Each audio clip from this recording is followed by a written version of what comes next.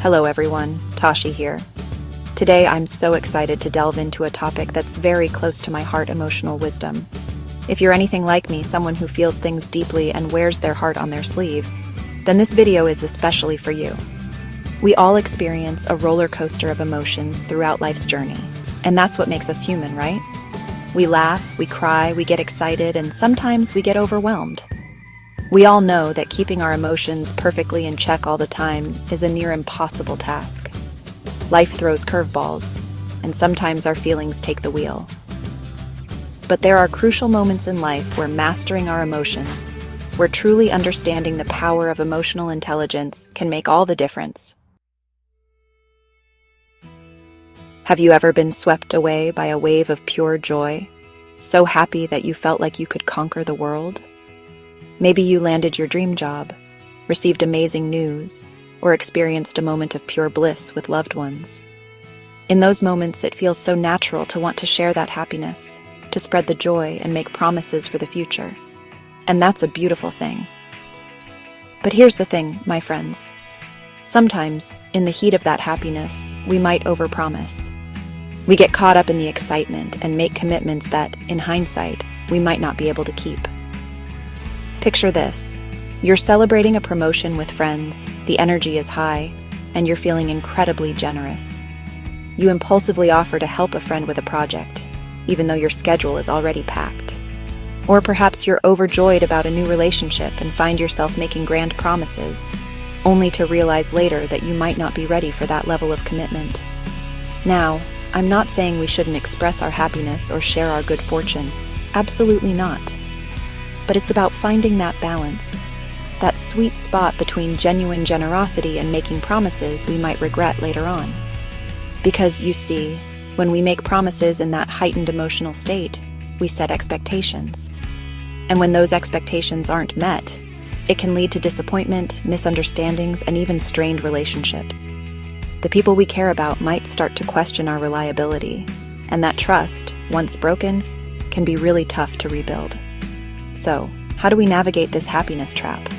It's all about taking a moment, a breath, to ground ourselves in the present moment before making any big decisions or promises.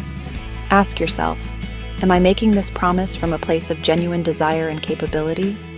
Or am I simply caught up in the excitement of the moment? It's also about being honest with ourselves and others about our limitations. If we know deep down that we can't commit to something, it's better to politely decline than to make a promise we can't keep. Remember, true happiness comes not just from experiencing joy, but also from living a life of integrity, where our actions align with our words. Life, my friends, is not always sunshine and rainbows. We all go through tough times, moments of sadness, grief, or disappointment.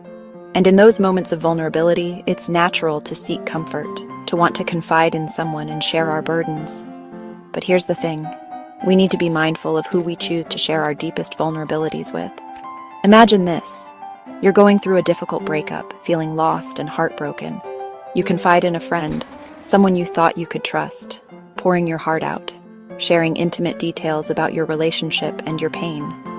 Fast forward a few months, and you have a disagreement with that same friend. Suddenly, those private, vulnerable details you shared in confidence are used against you, twisted into weapons to hurt you. It's a painful situation to be in, one that many of us have experienced at some point in our lives. You see, not everyone has our best interests at heart. Some people might use our vulnerabilities against us, either intentionally or unintentionally. They might gossip, spread rumors, or hold those shared secrets over our heads. And that's why, my dear friends, it's so important to be selective about who we open up to. It's not about being closed off or building walls around our hearts.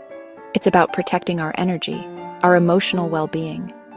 It's about understanding that sharing our deepest selves is a precious gift, one that should be reserved for those who have earned our trust. Those who have proven time and time again that they will handle our hearts with care and respect.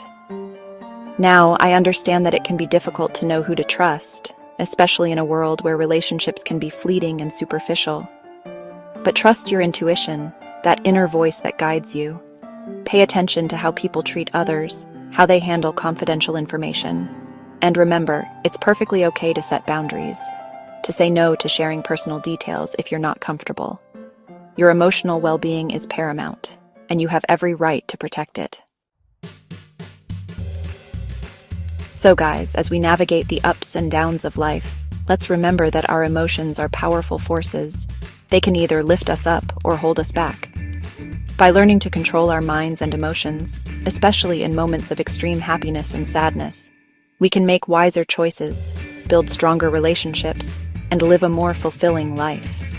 If this video has resonated with you, if you found these tips helpful, please give it a thumbs up and subscribe to my channel for more videos on personal growth, emotional intelligence, and living your best life. Your support means the world to me and inspires me to keep creating content that truly makes a difference. Thank you for joining me today. And remember, you are stronger than you think, wiser than you realize, and capable of achieving incredible things.